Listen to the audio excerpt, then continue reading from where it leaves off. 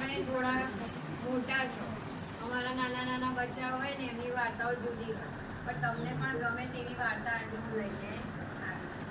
વાર્તાનું નામ છે શીખ. આપણે દરેકે જીવનમાં કંઈક ને કંઈક આપણે શીખતા હોઈએ છીએ, તો આજે આપણે સરસ વાર્તા સાંભળીએ. એક સરસ મજાનું સોનપુર નામનું ગામ હોય છે. એ ગામમાં મોહન નામનો માણસ તેની પત્ની શાંતિ સાથે રહેતો હોય છે. તેનો વારસોયો નાનો એકનો એક દીકરો દીપુ હોય છે. હવે દીપુ છે ને તમારી જેમ ભણતો હોય છે, તો દીપુને ભણવાનું તો ગમે જ છે, પણ એની સાથે સાથે તેના ભાઈબંધો સાથે પણ ફરવાનું ગમે. ભાઈબંધો સાથે ફરવા જાય, નાસ્તો કરે, પૈસા વાપરે, એટલે એને બહુ મજા આવે. શાળાના સમય બાદ પણ તેઓ ફરવા જાય. એક દિવસ એવું થાય છે, પપ્પા આવે છે તો કહે છે, પપ્પા પપ્પા મને પૈસા આપો ને. એટલે એના પપ્પા એને છણકો કરીને બોલ્યા, બેસ દીપુ, મારે તને પૈસા આપવા નથી. એટલે દીપુ ગુસ્સે થઈને સૂનમૂન થઈને થોડીક વાર તો ચૂપ થઈ જાય છે. પછી વિચારે છે કે પપ્પાએ મને પૈસા કેમ ના આપ્યા. પછી તેની મમ્મી આવે છે, શાંતિ કહે છે મોહનને, શું તમે પણ થોડા ઘણા પૈસા વાપરવા આપી દેતા હોય તો દીપુને. એટલે પછી દીપુ બોલ્યો, દીપુ તો જતો રહે છે. પછી મોહન બોલ્યો કે આપણે રોજ રોજ બાળકને પૈસા આપીશું ને તો આપણું છોકરું બગડી જાય. એટલે દીપુ રોજ એટલા બધા પૈસા વાપરે છે. તું જોવે છે ને કે હું એને કેટલા રૂપિયા આપું છું, છતાંય તો કે રોજ એ પૈસા માગ કરે છે. હવે આજે એના પપ્પા એને પૈસા આપ્યા નહીં. એટલે પૈસા નથી આપતા ને એટલે દીપુએ શું કર્યું, જીદ કર્યું. સવારે ના ખાધું, સ્કૂલેથી આવીને ના ખાધું. એટલે એની મમ્મી ચિંતા કરવા લાગી. એટલે શાંતિ ગઈ મોહન પાસે. મોહન પાસે જઈને કે મેં તમને કીધું હતું ને કે દીપુને પૈસા આપો, જો આજે આપણા છોકરાએ ખાધું પણ નથી. તો કે સારું લે ચલ. પછી એના પપ્પા એને નારાજ હોય છે છતાં પણ પૈસા વાપરવાના આપે છે. પછી રાત્રે જમે છે, સૂઈ જાય છે, અને બીજા દિવસે દીપુ નાઈ ધોઈને સવારે તૈયાર થઈને નિશાળે જાય છે. જતા જતા કહીને જાય છે, માં હું નિશાળે જાઉં છું. આજે ખુશ હોય છે દીપુ. કેમ? એને આજે પૈસા મળ્યા છે ને એટલા માટે. તો દીપુ જાય છે. પછી શાળામાં જાય છે, ભાઈબંધો સાથે હરે ફરે, ખાય પીવે, પૈસા વાપરે છે, અને પછી ઘેર પાછો આવી જાય છે. હવે સાંજે છે ને એના પિતા મોહન બિચારા ચિંતા કરતા હોય છે. વિચારે છે કે મારે શું કરવું જોઈએ જેથી હું આ મારા દીપુને સુધારી શકું. એની આ ટેવ મને ગમતી નથી. તો મોહને અને શાંતિએ નક્કી કર્યું, યુક્તિ કરી કે હું જેવું કહું ને એવું આજે તો હું કરજો. તો કે સારું. તો કે રાત્રે મોહન આવી જાય ને સાંજે, એટલે કે તું હલવો બનાવજો. દીપુને હલવો બહુ ભાવે છે. એટલે 2 વાડકામાં હલવો લઈને આવે છે. એક વાડકામાં ઉપર બદામ હોય છે અને એક વાડકો સાદો હલવા વાળો હોય છે. તમે વિચારો દીપુએ કયો હલવો લીધો હશે? Very good. દીપુ એન પપ્પા બે બેઠા હોય છે, ચલો પોતપોતાનો વાડકો લઈ લો. એટલે દીપુ તો ફટાક લઈને બદામ વાળો વાડકો લઈ લે છે. પછી થોડીક વાર થઈને બધાએ હલવો ખાવાનું ચાલુ કર્યું. બદામ વાળા વાડકામાં ઉપર બદામ હતું, અંદર હતું નહીં.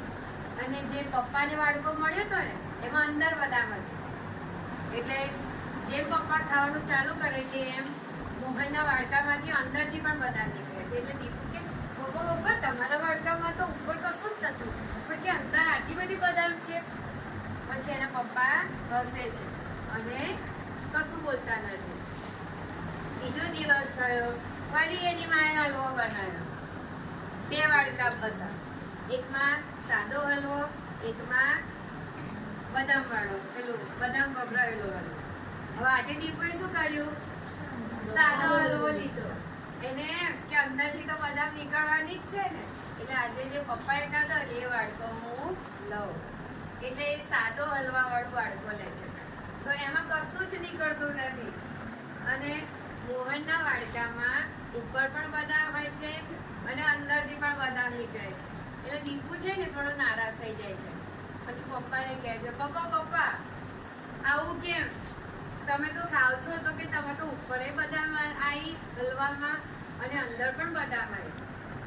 તો પપ્પા હસે છે અને પછી કશો જવાબ આપતા નથી. પપ્પા તમે કંઈ બોલતા કેમ નથી? તો કે હું તને શાંતિથી જવાબ આપીશ બેટા, તું પહેલા ખાઈ લે. તો ખાઈ લે છે. પછી ત્રીજો દિવસ થયો ને એટલે દીપુના મનમાં એ સવાલ ચાલતો હોય છે કે આજે મારે શું કરવું? જો આજે મમ્મી હલવો બનાવશે તો સાચી એવું જ થાય છે.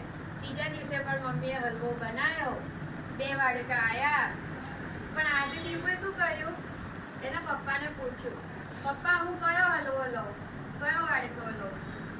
તો પપ્પા કે આ સાદો વાડકો છે ને એ લે. તો કે સારું. એટલે પપ્પાએ કીધું એ પછી દીપુએ વાડકો લીધો. તો આજે દીપુના વાડકામાં અંદરથી બદામ નીકળ્યો અને ઉપર જે પેલો બદામ વાળો વાડકો હતો એ મોહને લીધો.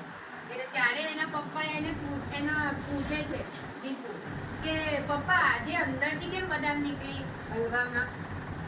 ત્યારે એના પપ્પા એને સમજાવે છે કે બેટા હંમેશા જીવનમાં આ હલવો છે ને એ આપણું જીવન છે અને જેમ આપણે જીવીએ છીએ જીવન જીવવાની રીત શીખવાની છે.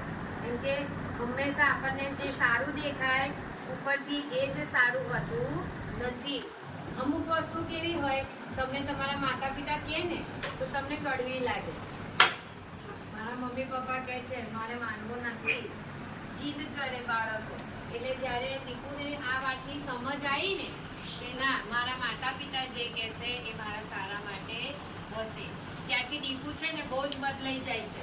તેના માતા પિતાનું કહ્યું માને છે, રોજ ભણવા બેસે, સરસ મજાનું એનું જે રેગ્યુલર હોમવર્ક હોય એ કરે અને પછી એના ભણવામાં પણ ખૂબ સારા માર્ક્સ આવ્યા અને મમ્મી પપ્પાનું કહેતા પણ માનતો થઈ જાય છે. એટલે ત્યાર પછી તેના ભાઈબંધો સાથે પણ હરે ફરે છે, પણ એ એની લિમિટમાં આવે છે. એટલે આવી રીતે આ વાર્તા ઉપરથી આપણે શું શીખ્યા કે દીપુની જેમ આપણે પણ હોશિયાર બનવાનું અને માતા પિતાનું વડીલોનું કહેલું માનવાનું. કેવી લાગી વાર્તા? ગમી? ખૂબ સરસ. તમે બધાએ મને સાંભળી, બધા તમારા